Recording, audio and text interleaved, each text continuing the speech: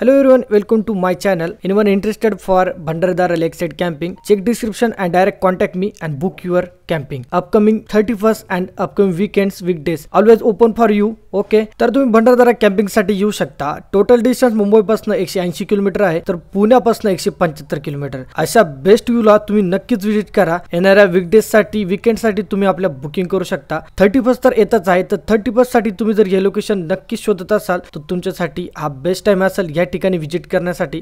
तर 31st ला सुद्धा या ठिकाणी तुम्ही येऊ शकता. या ठिकाणी तुम्हाला बोटिंग करण्यासाठी सुद्धा खूप मजा येईल, कारण आता भंडारदरा डॅम खूपच भरला आहे आणि या ठिकाणचं थंड वातावरण तुम्हाला नक्कीच आवडेल. विंटर चालू असल्यामुळे या ठिकाणी तुम्ही कॅम्पिंग नक्कीच करू शकता. त्यामुळे लवकर विजिट करा भंडारदरा डॅम साइडला. या ठिकाणी तुम्हाला चुलीवरचं जेवण बनवलेलं भेटणार आहे. त्याचबरोबर व्हेज नॉनव्हेज सुद्धा या ठिकाणी तुम्हाला जेवण नक्कीच मिळेल. त्याचबरोबर तुम्ही या ठिकाणी बार्बिक्यू सुद्धा एन्जॉय करणार आहे. तर लवकर विजिट करा. बुकिंग करण्यासाठी लवकर डिस्क्रिप्शन चेक करा आणि वीकेंड साठी, वीकडेज साठी बुकिंग करा. नमस्कार मित्रांनो, तर तुम्हाला माहिती आहे भंडारदरा लेक साइडला आता सध्या कॅम्पिंग चालू आहे.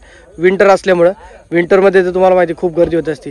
तर मुंबईवरनं चेतन भाऊंनी खास करके त्यांचे सगळे मित्रपरिवार आहे, तर ते आले होते रात्री कॅम्पिंग वगैरे केली. तर त्यांना विचारू त्यांचा एक्सपिरियन्स कसा होता. तर चेतन भाऊ कसं वाटतं? एकदम मस्त एक्सपिरियन्स होता. ओके, नाईट स्टे केला मस्तपैकी आणि टेंट्स पण मस्त मोठे मोठे टेंट्स आहे. राहायला एकदम चांगली सोय केलेली आहे. जेवण खावण एकदम एक नंबर होतं. ओके, रेकमेंड करेल नॉनव्हेज वाल्यांनी नक्की या.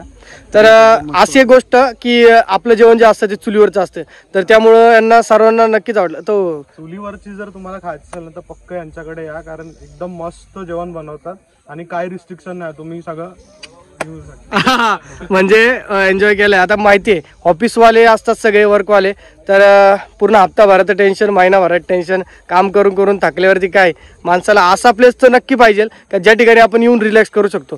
तर नक्कीच त्यांनी मजा घेतली. रात्री मस्त बॉनफायर वगैरे ह्या ठिकाणी केली होती. मागच्या साईडला लेक तुम्ही बघू शकता. मस्त वाटलं यांना इथं येऊन. तर नक्की पुढच्या टायमाला तुम्ही सगळ्यांनी भेट द्या. आता काजवा महोत्सव पण हाय जरा लांब आहे, आता 31st पण येत आहे, तर तुम्ही 31st साठी सुद्धा येऊ शकता जर तुमचा प्लॅन झाला तर नक्की भेटा. बाय.